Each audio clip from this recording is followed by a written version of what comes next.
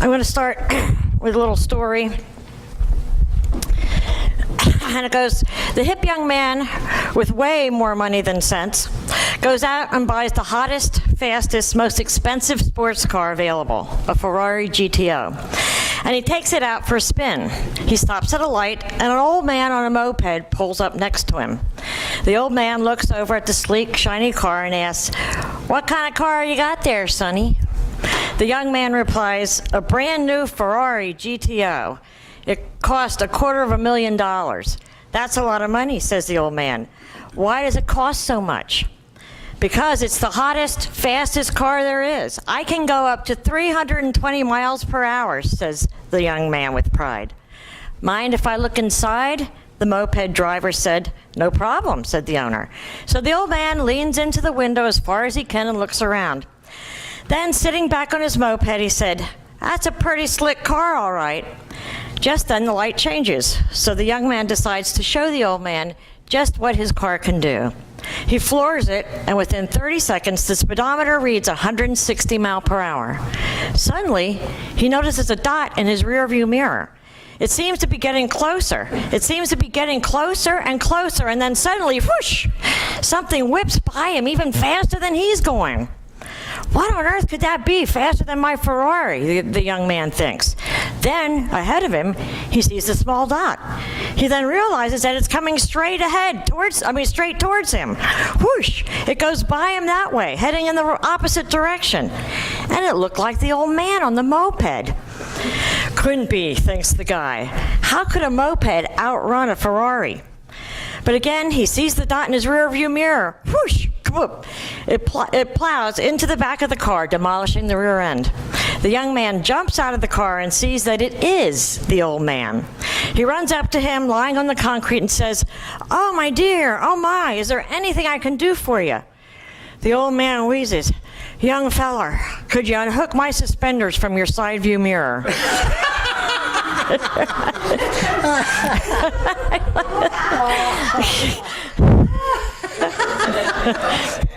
That was a lot of the last. Can't laugh anymore. Stop it. These guys were laughing before we even started. So, have you ever got that feeling when you go really, really fast and all the wind blows in your face? Ralph Marston once wrote, "The faster you move forward, the more the wind blows against your face." When you encounter much difficulty and resistance, it is because you're in the process of making significant progress and change. Those who have no problems are those who never venture out to accomplish anything. Those who face the most challenges are those who end up creating the most value. When a particular problem arises, it is because you have progressed to the point where you can deal with it. I want to talk today about looking for the gift in change and things that we might not like to see happening. When we talk about change or anything happening, a lot of times we fear change. Right? Change, a lot of times, is like a naughty word, a bad word. Change, we don't want to change. That's the way we've always done it. And just to think about it, how many things do we do now, and we keep doing it or whatever, we really don't even know why we do it. We have sayings that we don't know why it's been said, and I have a few of those, which are really interesting. We say sometimes that we were saved by the bell. Have you ever said saved by the bell? Or heard people say saved by the bell? Do you know what it means to be saved by the bell? Do you know how that saying came up? Boxing. What did you say? Boxing. Boxing. Oh, boxing. Well, actually, no, it isn't boxing. It could be. Huh? It could have been. But in the 1500s, they would bury people when they ran out of room. They would dig them up and rebury them. But they found that there were claw marks on some of the top of the coffins, and they realized they buried people alive. So what they did was they put a ring around their wrist. I mean, a rope around their wrist, up through the ground to a bell. That if they would wake up and start moving, it would ring the bell. So then people would know that. Plus, also, I work night shift, which people call the graveyard shift. And that's how that became known as the graveyard shift, because they would have people sitting in the graveyard waiting to hear the bell. So, two things that we keep saying as sayings, we don't know where they came from, but we still use them because that hasn't changed. The sayings have not changed. We brought them on through the line, but we don't even know what they came from anymore. So when we talk about change, the things, when we're moving faster and faster and faster, and change feels like it's hitting us in the face, and we get scared, we got to think about, we're not making progress actually unless we're moving forward, right? And the more progress we're making, the faster we're moving, so the more wind we get in our face, and the more resistance sometimes we try to feel about that, right? Because when you have the wind hitting you in the face, it doesn't feel that good. So, Ralph Marson goes on to say, when a challenge comes along, it's because you are truly ready for it, and ready for where it can bring you. See the obstacles as gateways, and you'll see their true value. Each new challenge is a stepping stone, a waypoint on the journey of real and meaningful accomplishment. So feel the stiff wind as it blows against your face, and know that you're feeling the rapid movement forward. The Science of the Mind says, nature will not let you stay in any one place too long. She will let us stay just long enough to gather the experience necessary to the unfolding and the advancement of the soul. Nature demands the change in order that we may advance. When the change comes, we should welcome it with a smile on our lips and a song in our hearts. So when we think about change, they say about you won't be given more by the universe than you can handle. And Mother Teresa even says, gee, I wish the universe wouldn't trust me so much. Because we see change, or we see things happening, and we don't want to move forward. We don't want to see that happening. And a lot of times we take change as something negative, or when something negative happens, we're afraid of that. We see that as change, and we don't want to move forward. So why does things happen? Why do things happen to us? Why do things happen to us, say, in a negative sense, that we think is a negative? We create everything. Our thoughts create. Every moment we think creates. We bring it to ourselves. Okay, we bring it to ourselves. So why would we bring something that we don't want to ourselves? For change. For change. Experience. For experience. It doesn't happen to us, it happens for us. It doesn't happen to us, it happens for us. Oh, you guys are really good. Okay, you know what? When we think about change, or when something negative happens, we say, why this? But we have to know that we create our own scenario. I like the reading from Myrtle Fillmore. She says, the schoolmaster knows what the student needs. And a lot of times, we can't believe it, but our inner being will draw some of that stuff to us for our own growth.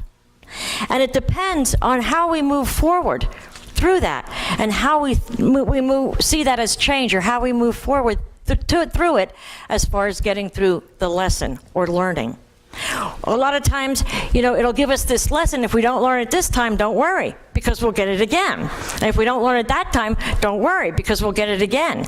And we'll keep getting that lesson over and over and over again until we learn it. But it's a matter of picking out what that is. What is the gift in that lesson? What is the gift? Jesus said, all things work out for the good, for those who love, right? All things work for the best. So, we have to have that trust that all things work for the best, and look for the gift. There's a story here about Sarah. Her name was Sarah. She was hospitalized for the umpteenth time and feeling despondent over it. Why, God? Why this again? She cried as she tried to sleep. She awakened the next morning with a heavy heart, discouraged over her body's frailty and seeming cruel joke of the universe to put her in such a body. But despite her physical condition, she had a certain radiance about her. Her smile would light up the room, and her laugh was infectious. She had been a student of those teachings for many, many years, and even in the moments of despair, she knew at her soul level that there was always good in her neighborhood, and this attitude seeped through all she did. In the morning, she woke discouraged. A nurse walked into her room and said, "You always have such a wonderful attitude. I'm wondering if you wouldn't mind going to the next room and talking to the patient.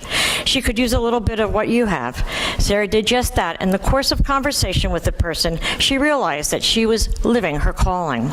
To be a ray of light and hope to those experiencing long-term physical challenges and chronic pain. She knew that she came into this life experience to be a support to others. The interesting side story note to this story is, shortly after Sarah had that realization, her physical condition dramatically improved, and she was sprung from the hospital with renewed health and vitality. So let's not resist change in whatever form it may come, or for whatever reason it comes, but instead let's give thanks for change, as a change is to grow and to progress. A lot of times we thwart change. We don't want to look for change. My mouth, excuse me, I need to have something. I apologize here, but we don't realize how much we grow out of change, or how much we grow out of something that we look as negative. But what happens when something happens in our life and we put a label on it? Boxes us in. It becomes that. Stagnant. It becomes that for us, right? If we look at change as a problem, if we look at something that happens to us as a problem or as something bad, we move in that direction. Right? We treat it as a problem. We treat it as something bad. However, think of the difference if we look at something, whatever happens to us, if we look at it as a gift. What would we do? We would start looking for what that gift is. And how many things, what can we find usually in a gift like that? We can look at, number one, where our consciousness is. Where is our consciousness that brought this to us? If we create everything, is it created because of our consciousness? Are we in a negative consciousness? Are we in a lack consciousness? Are we in a victim consciousness? Is that why we created it? So it can get us to look at ourselves, number one. Okay? What else can it do? Bring enlightenment. Bring enlightenment. So we can create it. We can create something because it can heal us. Right? We create things in our life because it heals us. In Sarah's case, it not only healed her, but what did it do? Magnify your whole life. And everything. It healed others. It healed others, because a lot of times we don't think about however we act in a situation, it not only affects us, but it affects all those around us. So to move through change, or to move through something that we don't see as positive, in a positive way, in looking for the gift, it affects everybody around us. And a lot of times, sometimes we're given that gift so that we can use that to heal others.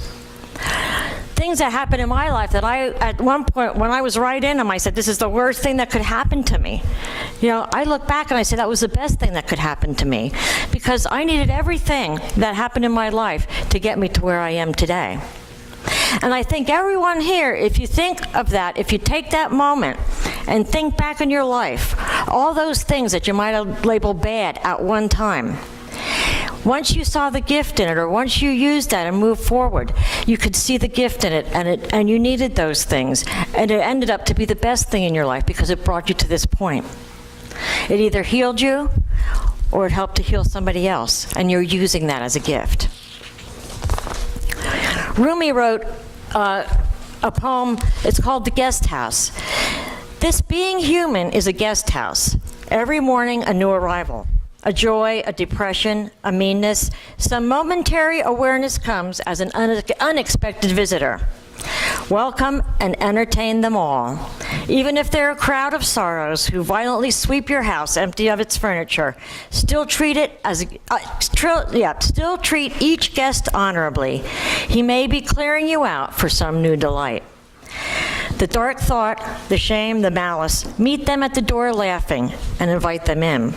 Be grateful for whoever comes, because each has been sent as a guide from beyond.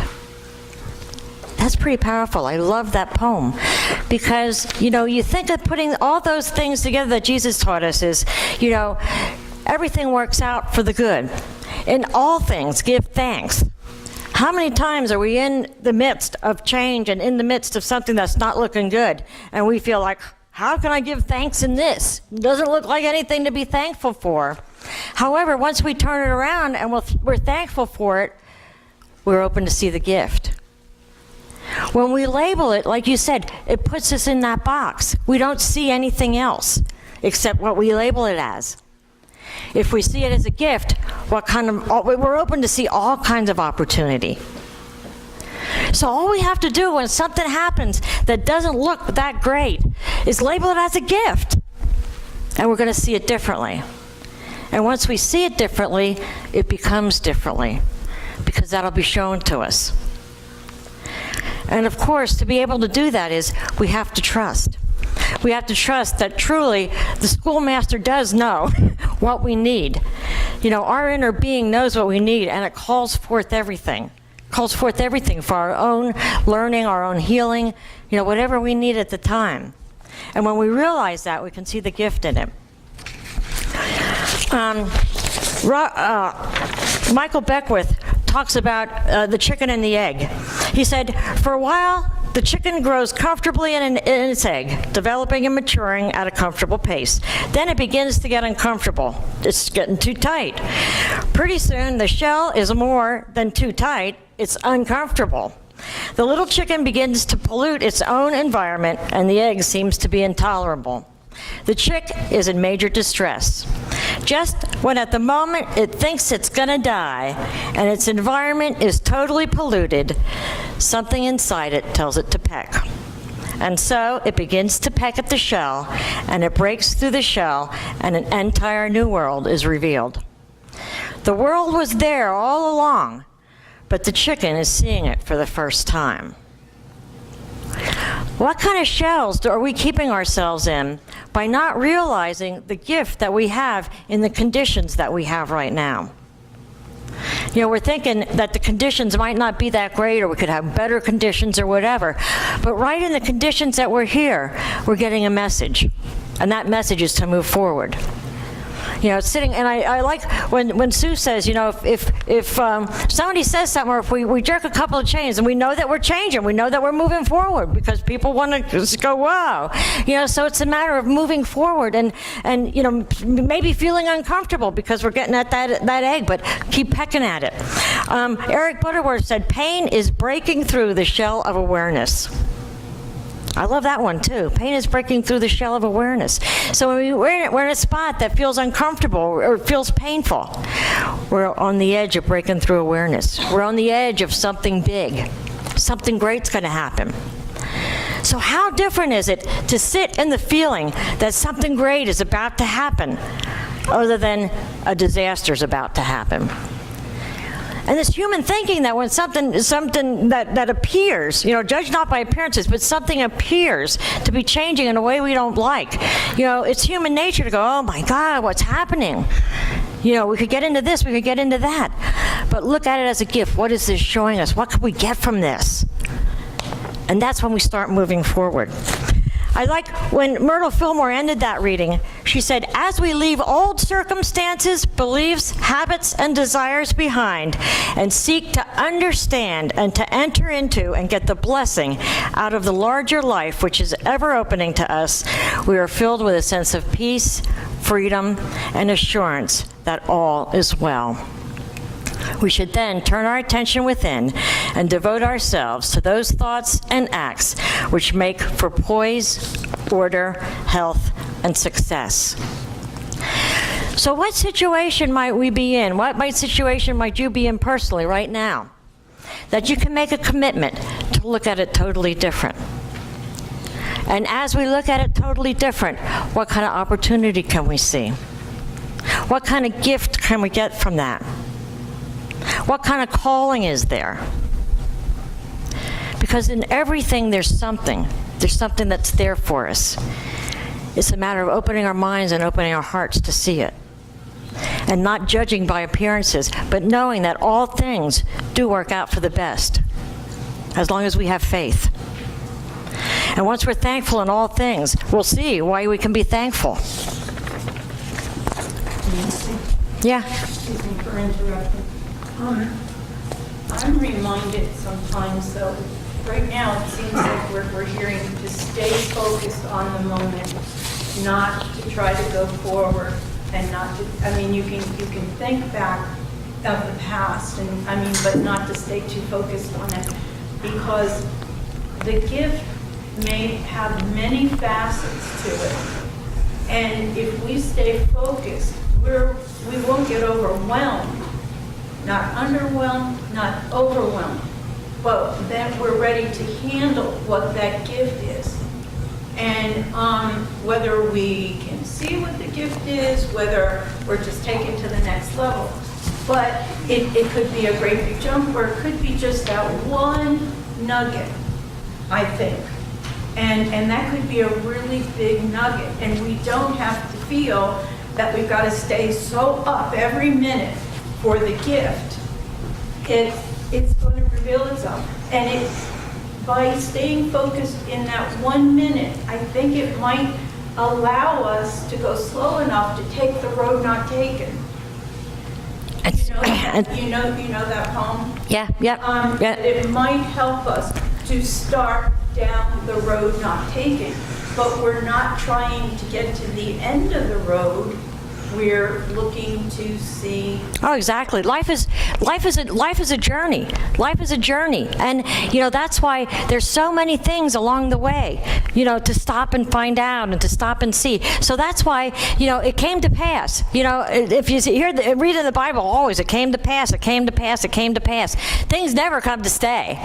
They always come to pass. and so yeah, they but a lot of times when we're in the muck, we feel like they're here to stay. We feel like, this is the way it's going to be. We feel like we lost everything. We feel like, oh my God, now what can happen? But it's a matter of realizing that it comes to pass. It's here for a reason, but it comes to pass. By the way, I wish I was that wise woman who just spoke those words.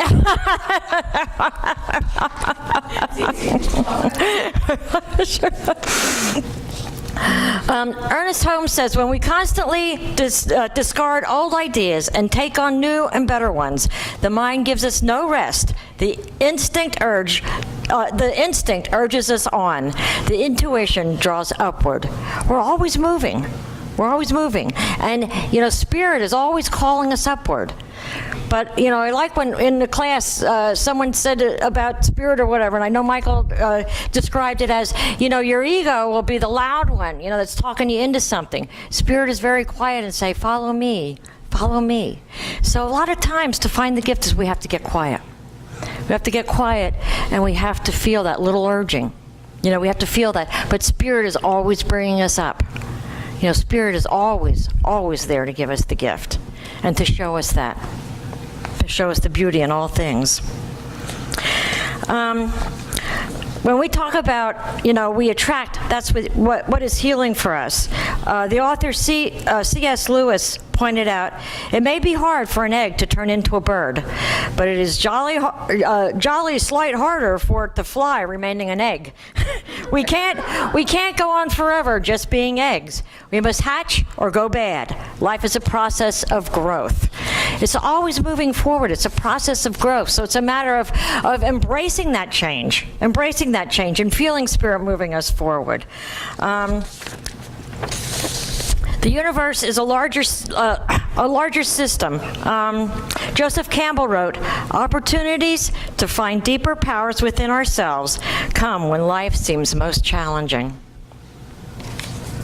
And that is such a huge one. Opportunities to find deeper powers within ourselves come when life seems most challenging.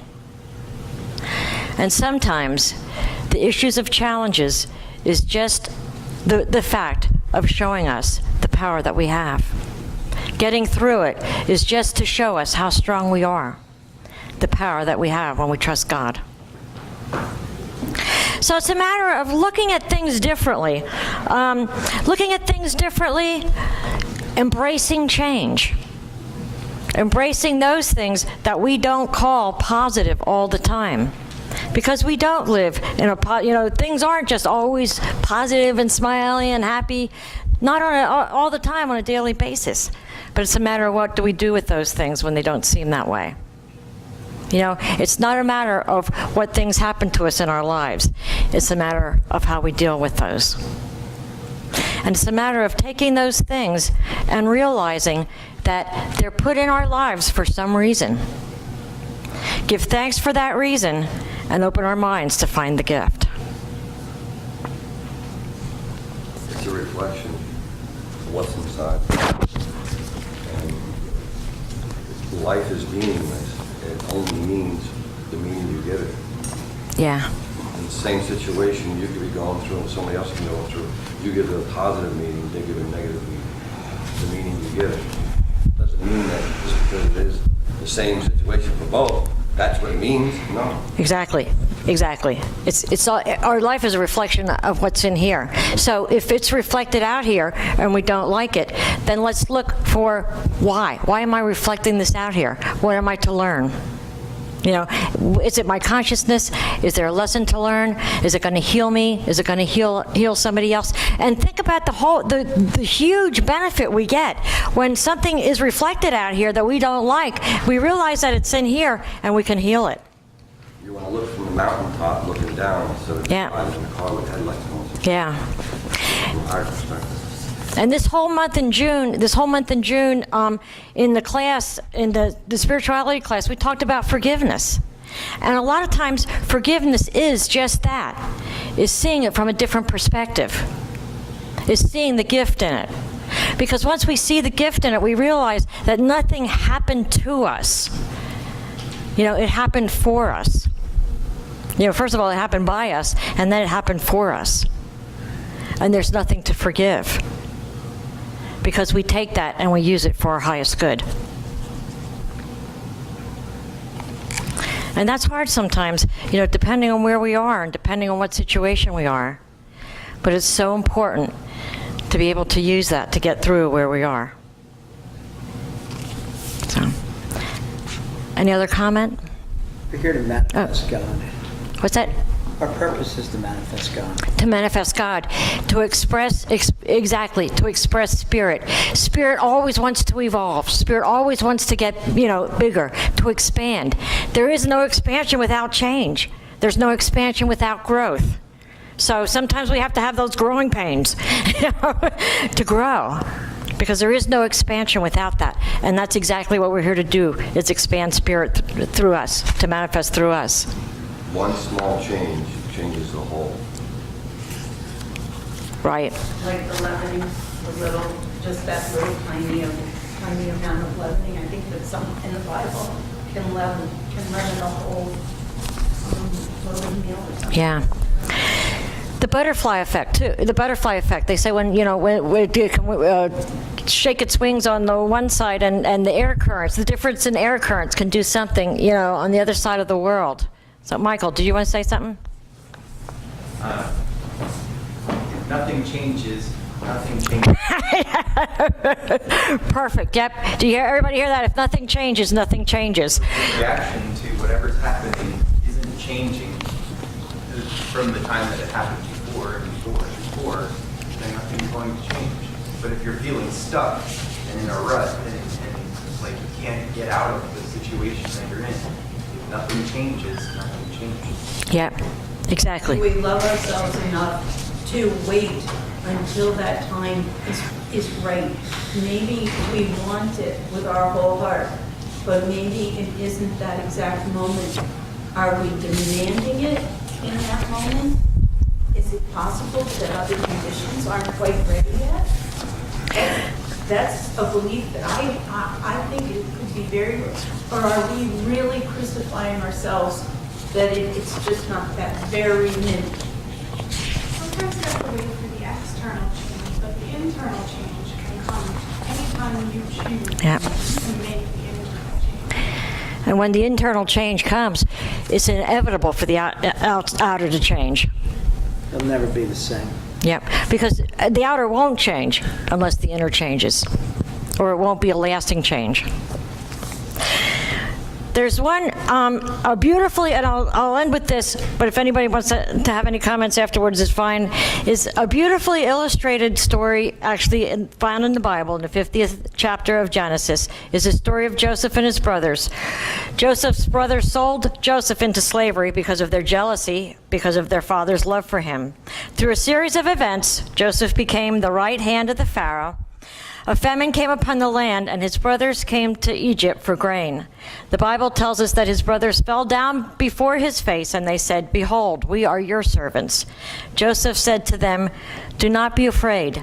I am in a place, am I in the place of God? Even though you intended to do harm to me, God intended it for good, in order to preserve numerous people as he was doing today. So have no fear. I myself will provide for you and for your little ones." So he said, God, you might have intended to do me harm, but God intended it to do good for not only me, but for numerous people. So, whatever we think people are doing to us or whatever, it might be that they intend us harm, but always remember that there's a bigger intention.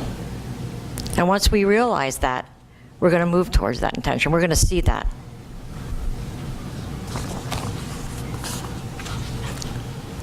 Anything else? Yeah. Go ahead. That little saying, "Let go and let God," I think means a lot.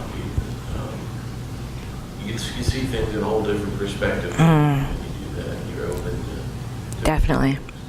Because letting go is letting go of our beliefs, letting go of our preconceived ideas, letting go of our anger, letting go of our grief, letting go of all of those things that are holding us stuck in this place.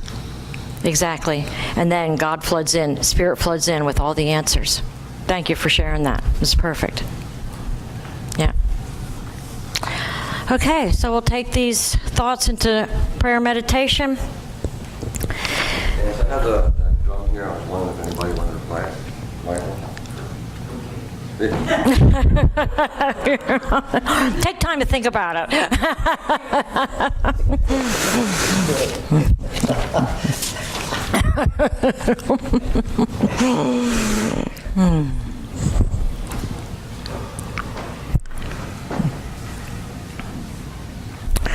As we get comfortable in our seats, just feel the energy of the room. You can hear the sound of the drum, hear the float of the water. Feel that peaceful feeling deep inside.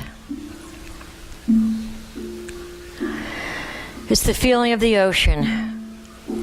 The waves might be on the top, just as the world around us might seem chaotic, might seem depressing, might seem scary. When we go deep, deep down, we realize the peace and the quiet. And we realize that all is well. We realize that that's available to us at any time. And we can retreat from the appearance of the waves, and we could go down into the quiet. And when we go down into the quiet, into this place of peace, into this place of spirit, is where we can let go. We can let go of all the outer appearances. We can let go of all the judgments. We can let go of the blame. We can let go of the hurt. We can let go of the pain. We can let go of the fear.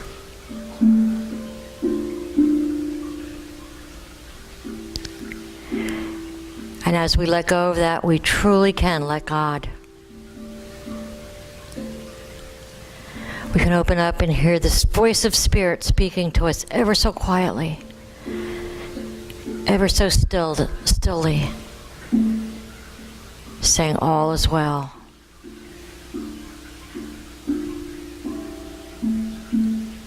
saying, "This is the gift that I have given you."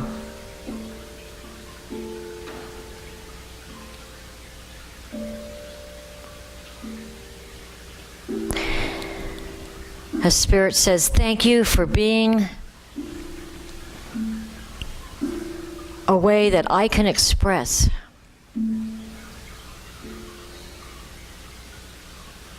thank you for being open to growth. Thank you for being open to change. Thank you for enjoying every minute of life.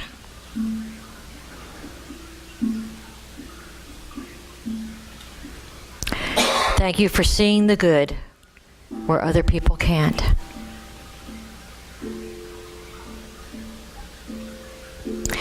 Thank you for holding on to the faith that moves mountains.